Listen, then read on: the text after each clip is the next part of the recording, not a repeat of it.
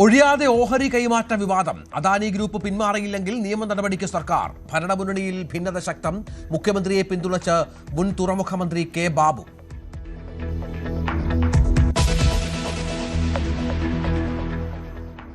കശുവണ്ടി കോർപ്പറേഷൻ അഴിമതി കേസിൽ മലക്കം മറിഞ്ഞു സർക്കാർ. ആർ ചന്ദ്രശേഖരനെതിരായ പ്രോസിക്യൂഷൻ ഉത്തരവിൽ ഹൈക്കോടതിക്കെതിരെ നിലപാട്. കോടതി സർക്കാരിന്റെ അധികാരപരിധിയിൽ കടന്നുകയറിയെന്ന് വിമർശനം. പരാമർശം പ്രോസിക്യൂഷൻ അനുമതി ഉത്തരവിൽ.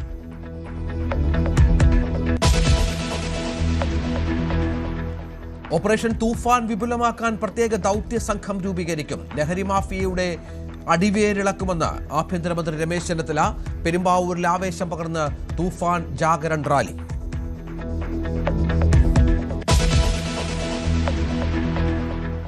താരസംഘടനയിൽ പോരുശക്തം. ജനറൽ ബോഡിയിൽ തന്നെ അപമാനിച്ചതിന് തെളിവുകളുണ്ടെന്ന് ശ്വേതാ മേനോൻ.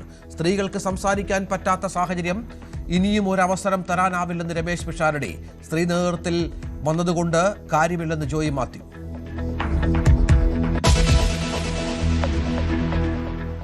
ലോകകപ്പിൽ മുന്നേറ്റം നടത്തി ക്രിസ്ത്യാനോ റൊണാൾഡോയുടെ പോർച്ചുഗൽ. ക്രൊയേഷ്യയെ തകർത്തത് പ്രീ ക്വാർട്ടറിൽ. ലോകകപ്പിൽ നിന്ന് ബൂട്ടഴിച്ച് ലോക്കോ മോഡ്രിച്ച്. ആരാധകരുടെ ആരവത്തിനിടയിലൂടെ അർജന്റീന ഇറങ്ങുന്നു. എതിരാളികൾ വിസ്മയ കുതിപ്പ് നടത്തുന്ന കേപ്പ് വെർഡെ.